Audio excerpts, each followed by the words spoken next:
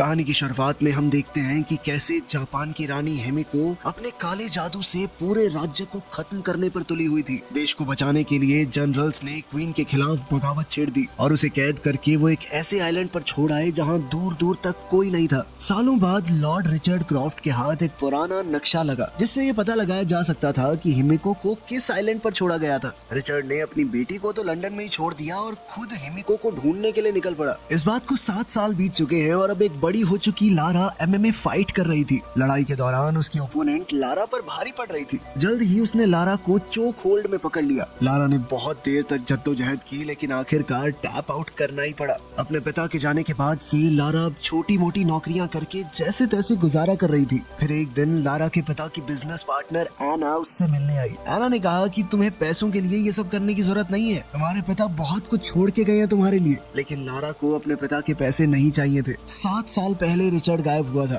तो एना ने लारा से कहा कि देखो तुम पेपर साइन कर दो ताकि हम रिचर्ड को डेड घोषित कर सके, वरना इस तरह उसकी सारी प्रॉपर्टी बिक जाएगी, तुम्हारे हाथ भी कुछ नहीं आएगा। उस शाम लारा अपने पिता के बारे में सोचने लगी। जाने से पहले रिचर्ड ने लारा को एक नेकलेस दिया था जो लारा की माँ का था। रिचर्ड ने कहा कि इस नेकलेस को हाथ में पकड़कर अगर किसी को याद करो तो उस इंसान को पता चल जाता है कि उसे याद किया गया है। अगले दिन लारा क्रॉफ्ट होल्डिंग्स की बिल्डिंग में गई रिचर्ड को मरा हुआ घोषित करने के पेपर्स पर साइन करने से पहले लॉयर ने रिचर्ड की एक पजल जिसका नाम काराकुरी है लारा को दी। लारा ने वो पजल ली और उसे सॉल्व करते ही उसे एक छुपा हुआ लेटर और एक चाबी मिली। उस चिट्ठी में लिखा था मेरी आखिरी जगह का पहला शब्द। लारा तुरंत उसका मतलब समझ गई और वहीं पर अपने पिता की कब्र के पास गई। उसने कब्र पर अपने पिता के नाम रिचर्ड का पहला लेटर आर दबाया, जिसके बाद वहाँ पर चाबी लगाने की एक जगह मिली। लारा ने जैसे ही वहाँ पर चाबी डालकर घुमाई तो कब्र की दूसरी तरफ एक दरवाजा खुल गया जहाँ रिचर्ड का सीक्रेट ऑफिस था। वहाँ लारा को कुछ फेक पासपोर्ट्स, एक पुराना वीडियो कैमरा मिला जिसमें रिचर्ड का एक मैसेज था। रिचर्ड ने बताया था कि कैसे उसकी पत्नी की मौत के बाद रिचर्ड ने अपनी पत्नी से दूसरी दुनिया में दोबारा मिलने के लिए कोई रास्ता निकाला, इसीलिए उसने प्रोजेक्ट हिमिको पर काम किया। वो चाहता था कि लारा हिमिको प्रोजेक्ट की पूरी रिसर्च को जला दे, क्योंकि अगर ये रिसर्च गलत हाथों में पड़ गई तो हंगामा हो जाएगा। वहीं लारा को एक डब्बा मिला जिसके बाहर हिमिको लिखा हुआ था। जलाने के बजाय लारा ने चीजों को देखना और पढ़ना शुरू किया। उसने हिमिको और जहाँ उसे रखा गया था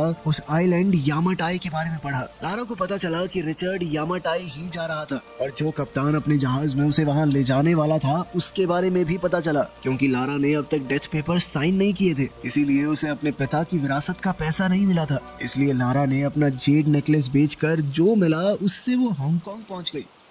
वहाँ पर लारा जहाज के कैप्टन को ढूंढ ही रही थी तो कुछ लड़कों ने लारा की मदद करने के बहाने उसका बैग छीन लिया। लारा ने बोट्स के ऊपर भागते हुए उन्हें पकड़ने की कोशिश की लेकिन वो एक बोट पर चढ़ गए जो चलने लगी। लारा मार्केट के रास्ते से भागती हुई उनकी बोट तक पहुँच गई और जैसे ही लड़के बोट से उतरे लारा ने किसी तरह एक को पकड़ लिया जिसके पास उसका बैग था। अब ये लड़का लारा को चाकू दिखाकर डराने लगा लेकिन लारा हुक पर झूलती हुई दूसरी तरफ पहुँच गई। तभी वो जहाज द इंड्योरेंस उसे दिख गया जिसे वो ढूंढ रही थी, लेकिन ये लड़के अभी भी उसका पीछा नहीं छोड़ रहे थे और कुछ देर बाद उन्होंने लारा को घेर लिया। लेकिन तभी जहाज के कैप्टन लू रेन ने गोली चलाई और इन लड़कों को तुरंत वहाँ से भगा दिया। लू ने लारा को भी तुरंत वहाँ से निकल जाने को कहा, लेकिन इस वक्त लू ने कुछ ज्यादा ही पी रखी थी तो वो नशे में बेहोश होकर जहाज से नीचे गिर गया। लारा ने लू के ऊपर पानी फेंका उसे जगाने के लिए और तभी अपने पिता का वो लेटर दिखाकर लू से रिचर्ड के बारे में पूछने लगी। लेकिन लू ने बताया कि मेरे बाप का नाम भी लू है और हो सकता है कि तेरे बाप ने मेरे बाप से बातचीत करी हो, और सही बताऊं तो मेरा बाप खुद गायब है। क्योंकि अब लू और लारा दोनों के पिता एक ही ट्रिप पर गायब हुए थे तो लारा ने उसे बताया कि ये दोनों यामाटाई जा रहे थे। लारा को अपने पिता की डायरी में कुछ कोड मिले जहां वो दोनों गए होंगे। लू ने अंदाजा लगाया कि ये कोड्स घड़ी की सुइयां हैं, जिससे लारा ने मैप पर निशान लगाया कि आइलैंड आखिर कहां पर होगा। लू ने देखते ही कह दिया कि आइलैंड बहुत ज्यादा खतरनाक जगह पर है, वहां जाना खतरे से खाली नहीं है, और वैसे भी मुझे तो अपने बाप से फर्क ही नहीं पड़ता।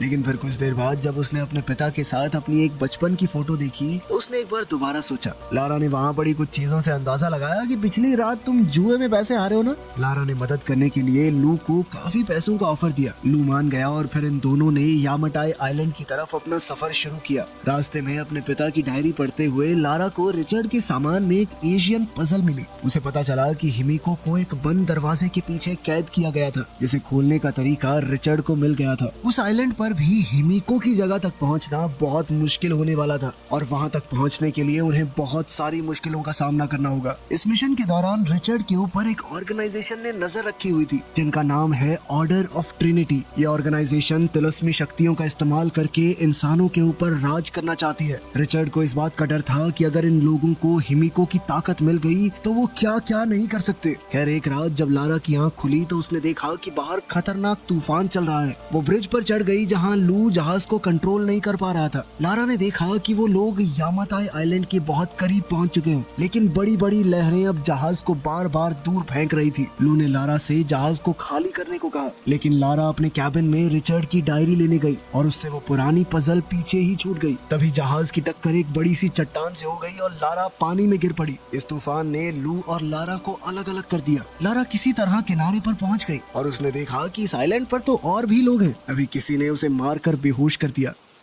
अगले दिन लारा उठी तो उसने देखा कि वो एक टेंट में है, जहाँ उसके साथ मैथियस वोगेल नाम का एक आदमी था। मैथियस ने लारा से कहा कि बिल्कुल तुम्हारी ही जैसी मेरी भी एक बेटी है। मैथियस ने बताया कि वो आइलैंड छोड़कर तब तक अपने घर वापस नहीं जा सकता जब तक उसका काम पूरा नहीं हो जाता। जब लारा ने अपना बैग चेक किया तो मैथियस ने उसे बताया कि रिचर्ड की डायरी अब मेरे पास है और अब उसे वो सब कुछ मिल चुका है जो उसे चाहिए था। मैथियस ने बताया कि तुम्हारे बाप को हमने पकड़ लिया था, उसने हमारी बात नहीं मानी, जिसके बाद उसे मजबूरन मारना पड़ा। ये सुनकर लारा का दिल बैठ गया कि उसके पिता अब इस दुनिया में नहीं है। जब लारा बाहर निकली तो उसने देखा कि कुछ कर्मचारी बम धमाकों से पहाड़ को गिराने की कोशिश कर रहे हैं। जब लारा को बंदी बनाकर ले जाया जा रहा था तो उसने देखा कि लू को भी कैद कर लिया गया है और वो लोग जबरदस्ती उससे काम करवा रहे हैं। तब मैथियस ने ऑर्डर्स दिए कि सभी लोग यहाँ से कहीं और चलने वाले हैं। रास्ते में लू ने लारा को बताया कि यहाँ पर काम करने वाले ज्यादातर वर्कर या तो ऐसे मछुआरे हैं जिनका जहाज डूब गया होगा तब वो यहाँ आ गए होंगे, या फिर ऐसे लोग जो इन स्मगलर्स के जाल में फंस गए। लारा ने बताया कि मैथियस ने मेरे पिता को मार दिया है और जल्द ही लू को वर्कर्स से पता चला कि उसके पिता को भी मार दिया गया है। लारा ने लू से माफी मांगी कि मैं तुम्हें इस खतरनाक जगह पर ले आई। रिचर्ड की डायरी से मैथियस को हिमिको के टूम की एंट्रेंस मिली और सभी वर्कर यहाँ तक कि लारा और लू भी इस एंट्रेंस के रास्ते को साफ करने लगे। तभी एक बूढ़ा आदमी कमजोरी से गिर पड़ा, लेकिन एक गार्ड ने कहा कि बुड्ढे खड़ा हो और काम कर, समझा। तभी लारा और लू उस बूढ़े आदमी की साइड लेते हुए गार्ड से भिड़ गए, लेकिन तभी मैथियस पीछे से आया और बूढ़े को गोली मार दी। लू ने कस्सी उठाकर गार्ड की तरफ फेंकी ताकि लारा को वहाँ से बचकर निकलने का मौका मिल जाए। जैसे ही लारा भागी तो एक आदमी उस पर गोली चलाने को तैयार था, लेकिन लू ने ऐन वक्त पर उस पर हमला करके लारा को बचा लिया। लू भी मौका देखकर उसके पीछे भागा, लेकिन मैथियस ने उसकी बाजू में गोली मार दी। लारा पहाड़ी पर पहुंची और गिरे हुए पेड़ पर चढ़कर उसे पार करने की कोशिश करने लगी, लेकिन गोलियां चलने की वजह से वो नदी में गिर पड़ी। लारा नदी से निकलने की कोशिश कर रही थी और जैसे ही वो झरने के पास पहुंची, लारा ने क्रैश हो चुके एयरप्लेन का विंग पकड़ लिया और किसी तरह से उसके ऊपर चढ़ गई, लेकिन बदकिस्मती से उसके वजन से वो जर्जर हालत में प्लेन टूटने लगा। लारा जल्दी से प्लेन के मेन हिस्से की तरफ भागी और उस विंग के टूटने से पहले लारा किसी तरह से प्लेन की बॉडी में कूद गई, लेकिन अब वो पूरा का पूरा प्लेन ही टूटने लगा और जाकर दो पहाड़ियों के बीच अटक गया। लारा को किस्मत से वहाँ एक पुराना पैराशूट मिल गया और जैसे ही लारा गिरी उसने पैराशूट खोल लिया। लारा किसी तरह बचकर जंगल में क्रैश हुई, जिस दौरान पेड़ की एक नुकीली टहनी उसके पेट में घुस गई। दर्द में चीखते हुए लारा ने वो लकड़ी बाहर निकाली और फिर उसने पास की एक गुफा में रात बिताने का फैसला किया। सोते हुए उसे कुछ आवाज आई तो वो बाहर निकली। तभी अचानक मैथियस के एक आदमी रॉकेट ने उसे पकड़ लिया। लारा ने वहाँ से बच निकलने के लिए उसकी बाजू पर काट लिया। लारा ने अपनी पूरी ताकत से उससे लड़ने की कोशिश की, लेकिन रॉकेट ने एक बार फिर उसे उठाकर जमीन पर पटक दिया, जिसके बाद वो उसका दम घोटने की कोशिश करने लगा, जिस दौरान लारा ने एक पत्थर उठाकर उसके सर पर दे मारा। इसके बाद लारा ने उसे पकड़कर उसका मुंह कीचड़ में दे दिया ताकि वो सांस ना ले पाए और कुछ ही देर में रॉकेट मर गया। लारा अभी भी इस बात से शौक में थी कि उसने किसी की जान ले ली है कि तभी उसकी नजर अंधेरे में किसी इंसान पर पड़ी और लारा बिना सोचे समझे उसका पीछा करने लगी। उसने देखा कि ये आदमी एक पहाड़ी पर चढ़ रहा था। जब वो उसके पास गई तो उसने देखा कि ये कोई और नहीं बल्कि उसके पिता रिचर्ड है। रिचर्ड को लगने लगा था कि ये सिर्फ उसका भ्रम है, उसकी बेटी यहाँ कैसे हो सकती है, लेकिन लारा ने रिचर्ड को भरोसा दिलाया कि वो सच में यहाँ पर आ चुकी है। उसे देखकर रिचर्ड की आंखें भर आई और उसने पूछा कि तुम यहाँ क्या कर रही हो। लारा घायल थी तो रिचर्ड ने उसके घाव पर पट्टी की और कहा कि तुम आराम करो। ये वादा करते हुए हुए कि इस बार मैं कभी तुम्हें अकेला नहीं छोड़ूंगा। अगले दिन सभी वर्कर्स ने हिमिको के टूम का रास्ता साफ कर दिया, जिसके बाद मैथियस ने किसी को फोन किया। लारा सुबह उठी तो उसने देखा कि रिचर्ड दाढ़ी बना रहा था, जिसमें लारा ने उसकी मदद की। रिचर्ड ने बताया कि लारा को छोड़कर जाना उसके लिए बहुत मुश्किल था, लेकिन हिमिको की वजह से वो इस आइलैंड से नहीं जा पाया। उसने बताया कि मैथियस उसी ट्रिनिटी ऑर्गेनाइजेशन के लिए काम करता है और रिचर्ड को हर हालत में उसे हिमिको तक पहुंचने से रोकना होगा। रिचर्ड ने लारा से पूछा कि क्या तुमने मेरी सारी रिसर्च जला दी? तो लारा ने बताया कि उसने ऐसा नहीं किया। ये सुनते ही रिचर्ड काफी घबरा गया, लेकिन लारा का कहना था कि अगर वो ऐसा कर देती तो कभी अपने पिता तक नहीं पहुंच पाती। जब रिचर्ड को इस बात का पता चला कि उसकी डायरी मैथियस के पास है तो वो बहुत ज्यादा गुस्से में आ गया, लेकिन लारा को इस सब से कोई फर्क नहीं पड़ता था। लेकिन रिचर्ड ने कहा कि ये सब मजाक नहीं है, अगर हिमिको की कब्र एक बार खुल गई तो पूरी दुनिया तबाह हो सकती है। लारा ने सोच लिया कि वो मैथियस के फोन का इस्तेमाल करके ही वहाँ से निकल सकते हैं, क्योंकि इतने सारे फौजियों से लड़ना अकेले उनके बस की बात नहीं है। उसने वहाँ पर रखे हुए तीर कमान उठाए और मैथियस के कैंप की तरफ भागी। लारा किसी तरह छुपते छुपाते मैथियस के टेंट में घुस गई, लेकिन थोड़ी देर बाद वो भी वहाँ आ गया, जिस वजह से लारा को छुपना पड़ा। मैथियस को फोन पर मैसेज आया कि उसका बॉस जल्द ही यहाँ पर पहुँचने वाला है, लेकिन मैथियस को अभी भी एंट्रेंस खोलने के कोड्स नहीं मिले थे।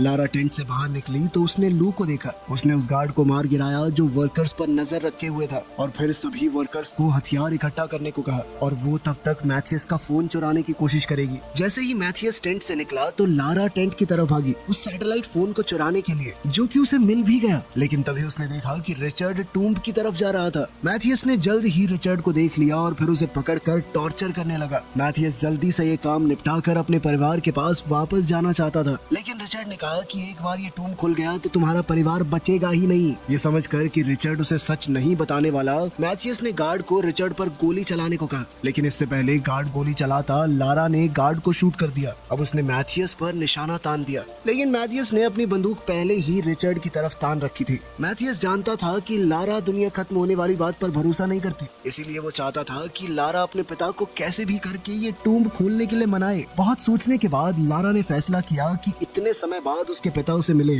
अब वो उन्हें कुछ होने नहीं देगी। लारा ने कहा कि मैं जानती हूँ टूम्ब को कैसे खोलना है, बिल्कुल वैसे ही जैसे उसने यहाँ आते वक्त वो पुरानी पजल खोली थी।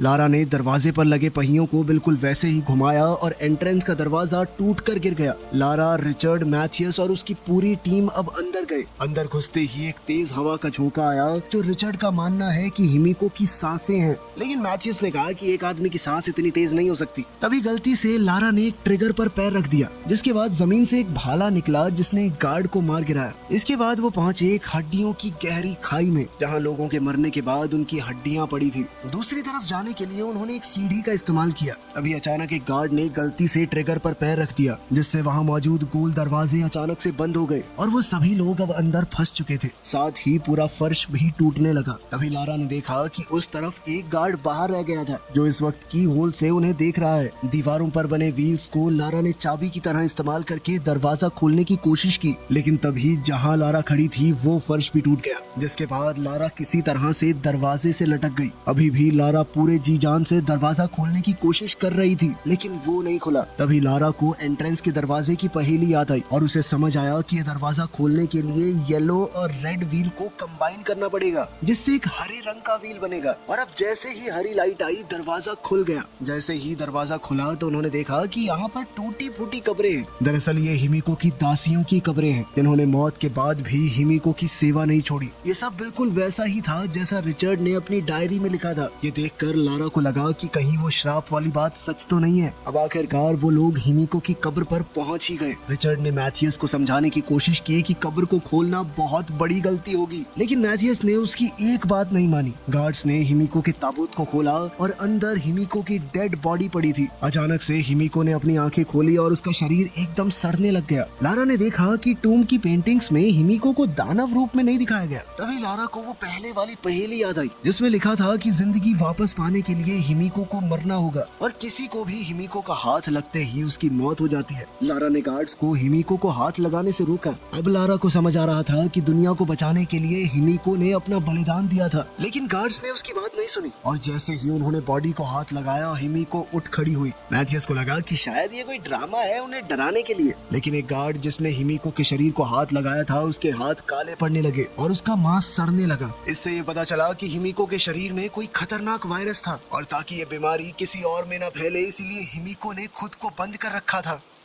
गार्ड का पूरा शरीर सड़ने लगा और डर के मारे उसने गोलियां चला दी, जिससे वो दूसरा गार्ड मर गया जिसने बॉडी को हाथ लगाया था, और फिर मैथियस ने उसे भी गोली मार दी। ये सब देखने के बाद भी मैथियस ने हिमिको की एक उंगली ले जाकर अपने बॉस को देने का सोचा। जब वो ये सब कर रहा था तो लारा ने कुल्हाड़ी उठाई और आखिरी गार्ड पर हमला किया। साथ ही रिचर्ड ने उस मरे हुए गार्ड की बंदूक उठाई और मैथियस की टांग में गोली मार दी। घायल गार्ड ने लारा का पीछा किया जब वो बाहर की तरफ भाग रही थी। मैथियस ने रिचर्ड को घर जाने को कहा, लेकिन रिचर्ड किसी भी हालत में हिमिको की उंगली इस आइलैंड से बाहर नहीं ले जाने देगा, क्योंकि ऐसा करने से वायरस पूरी दुनिया में फैल जाएगा। मैथियस रिचर्ड पर गोलियां चलाने लगा, लेकिन जल्दी ही उसकी गन खाली हो गई। तभी इन्फेक्टेड गार्ड्स में से एक उठ गया और उसने रिचर्ड पर हमला बोल दिया। रिचर्ड का ध्यान भटकते ही मैथियस वहाँ से भाग गया। रिचर्ड ने गार्ड को गोली मार दी, लेकिन अब गार्ड ने उसे भी छू लिया था, जिसका मतलब ये था कि अब रिचर्ड के अंदर भी वायरस आ चुका है। रिचर्ड ने अपना खून रोकने के लिए बाजू पर पट्टी बांध ली ताकि उसकी बॉडी में वायरस बहुत धीरे से फैले। वहीं लारा मौका देखकर दासियों की एक कब्र में छुप गई, लेकिन उसका पैर एक हड्डी पर पड़ गया, जिसकी आवाज से गार्ड ने उसे ढूंढ लिया। अब उन दोनों के वजन से कब्र टूट गई और लारा गिरकर एक दूसरे कमरे में पहुंच गई।